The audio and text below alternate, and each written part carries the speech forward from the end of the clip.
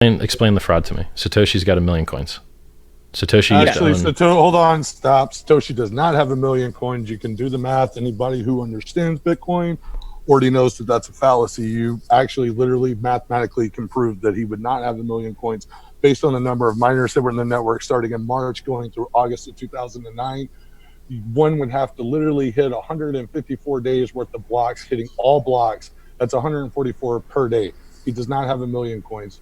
Please do some research before you make a misinformation. I'm quoting you, Sergio Lerner's research, and you can tell him his research is, but it's the best research I've seen. You can actually go look at the blocks themselves and determine by looking at the addresses. You can also look at based on hashing power and a few other things. But okay, so how many coins does Satoshi have? Information about that to disprove the fallacy that he has 1 million. You want so how many coins does he have?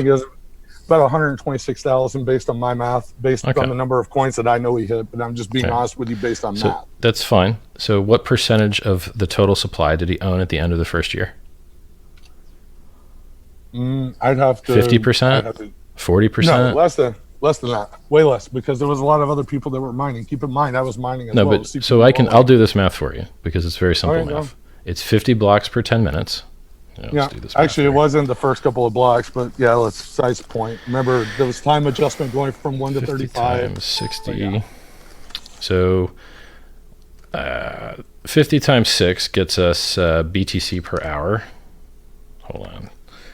Yeah, you can do 50 times 144. You can actually do the math. Like I said, 50 times 6 gets us to hours, gets us to days, gets us to months, gets us to a year. Okay. So if he had 100,000 coins, 115,000 was your number? It's around 126,000 by the time he stopped mining altogether, not the first year. Altogether. That's about how much he had. When do you think he stopped mining? He stopped mining not long after VOI. It was probably let's see. He posted when he stopped mining. I have to go check Bitcoin Talk right now. I don't have all my research in front of me on this device. I can try to pull that up. So I'm just gonna use the 100,000 number for simple math, which is 10 times less than what Sergio Lerner thinks. So, and look, I don't, whatever it is, he's got a lot of coins. So 100,000. So the supply of Bitcoin, if my math is right, should have been about 2.6 million coins at the end of the first year. And he would have had 100,000 of those just for fun's sake. So let's divide 100,000 into 2.6 million.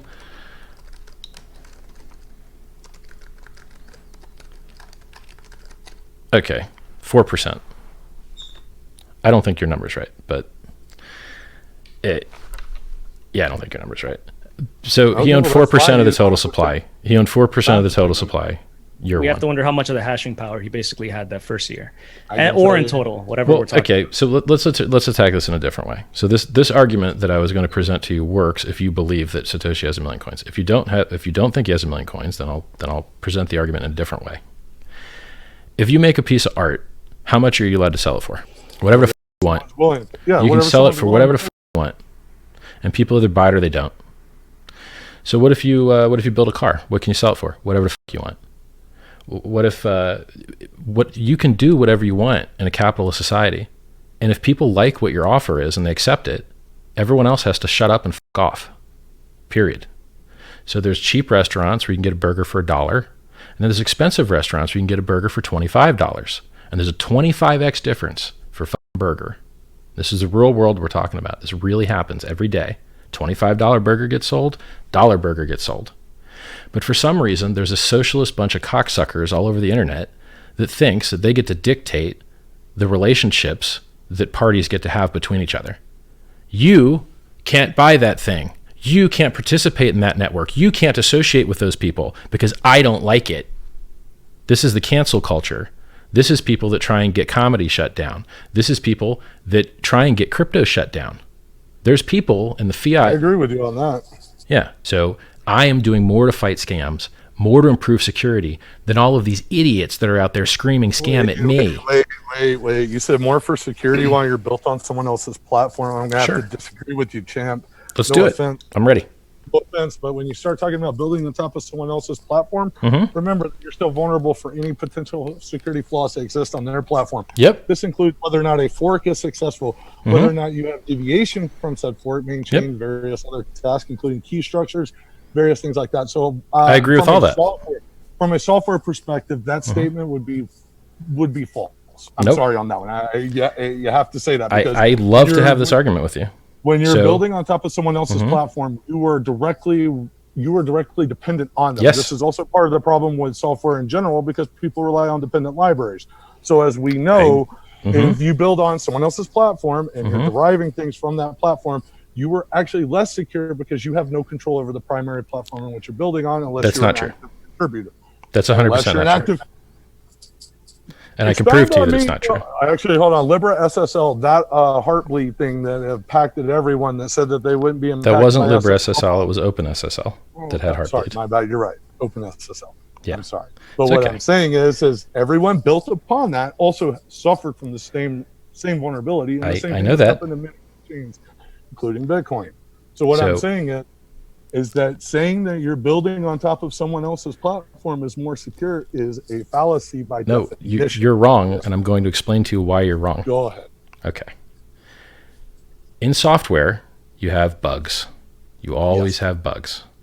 And if you have a larger attack surface, you have more bugs. And if you have spaghetti code, you have more bugs. And so how do you reduce your attack surface, and how do you get rid of the spaghetti? Modularity. Okay. So Bitcoin's had 2 inflation bugs where anyone could mint as many free Bitcoin as they wanted. 2 massive critical vulnerabilities. One they rolled the chain back for when 16 billion coins printed in 2010. Yeah, value overflow. It was 2011 out there. And then a Bitcoin Cash developer discovered another one about a year ago and disclosed it responsibly instead of just using it and printing as many free Bitcoin as he wanted. What a nice guy. That's the security Bitcoin has. Comedy security. Total and complete actual failure with 65% of its mining in China, which, by the way, probably not where you want to have mining centralization. Probably not the ideal place for it. Since they tend to nationalize things. Yeah, but you also have to remember that there's 2 parts to the Bitcoin network. There's mining and nodes. So while you may argue that you can have mining rules adjusted, it's way harder. Can also veto the number of peers and what software they run can control what fork is being utilized and what's going to be done going forward based on the network rules. I'm more than happy to talk about civil attacks against the Bitcoin network. I would like to finish up this part with software security. So how do you get rid of attack surface and how do you get rid of spaghetti code? Because with spaghetti code, when you try and improve something, you actually break something else. And that's how the last inflation bug was introduced into Bitcoin. The last inflation bug, which really means print as many free coins as you want, was introduced when a developer wanted to make the networking stack more efficient and accidentally fucked the consensus and let anyone mint as many free coins as they wanted. An improvement to the networking stack consensus because it is non-modular spaghetti code. So what does Hex do? Hex is better. Hex took the consensus code and put it in a smart contract that is immutable, can't be fucked with, can't be changed. And it just sits there. Smart contracts can be fucked with, and they can be modified. Look at DAO. I mean, like literally, what you just said is counter to. Yeah, I know more about this than you, and I'm going to explain it to you again. Okay, well, I'm going to tell you right now that what I'm about to say to you is that what you're talking about when in regards to spaghetti code around Bitcoin is that it's a self-standing compilable piece of code versus Hex and everything else that's deriving from dependencies to build on third parties that need that in order to construct itself. Now, if you want me to start breaking down so tell me why Bitcoin's had 2 inflation. So I can get my device. Tell me why Bitcoin's had 2 inflation bugs and Ethereum's had none. Well, I can tell you why Bitcoin had the first one is because there wasn't that many people using the network, and then once that bug was found in the value overflow incident, there was something that was done. It took 5 hours to roll that back. That transaction literally was unexpected. Satoshi knew that it could potentially be a problem, but it never was exploited. As it was exploited, it was addressed. Now, if you want to talk about exploitation, there's a number of ways of exploiting all chains, and those are very basic in the mechanics of how a blockchain works. But if you want to get into the specifics on that, I'm going to need to go grab my other device so that I can. You don't have to grab your device. I can explain the DAO hack to you very simply. The DAO hack was a re-entrancy bug because it used more than one contract. And by screwing with transaction ordering, you could just empty the contract to some other address. And so a hacker used the code as it was designed and just took the money, the ETH, out of there and put it in his own address. And then a white hat hacker discovered what he was doing and then raced him to get the other money that he didn't get yet. And then they got some portion of the money. And none of what happened with writing a bad smart contract on top of Ethereum has anything to do with Ethereum. So the parity multisig hack, where they didn't write the word private in front of the creator function, they left it out, which made the creator public, which means anyone could tell it to kill itself, and someone went and told it to kill itself and locked all the funds. Has nothing to do with the Ethereum network. Not writing good code and fucking up and not making a function private ain't got shit to do with Ethereum, bro. And having a reentrancy bug and writing bad software, which was what the DAO did, doesn't have anything to do with Ethereum. Nothing. The Ethereum network did what it was supposed to do. You wrote bad code, the bad code executed, and did what bad code does, what you didn't want it to do. Ethereum worked perfectly fine in that instance. It worked perfectly fine in the parity multisig hack. It worked perfectly fine in the DAO. Those were people using it improperly. This is like guns don't kill people, people kill people kind of shit. These developers put the guns to their head and blew their brains out. And then, people that are not specific with their language say Ethereum sucks. No, in fact, Ethereum was quite good. The people that used Ethereum sucked. And here's exactly how they sucked. So Hex is unlikely. Well, I'm not saying that Ethereum is the reason. So first of all, I'm gonna go ahead and start talking. I'm gonna have to interrupt you because I can kind of see how you work with things. So we're gonna play this like brass tacks in a tech discussion in the valley. So let's go through the rails here. One, ETH is not what I was talking about being bad. The people who write bad software are bad people because they're terrible developers to begin with.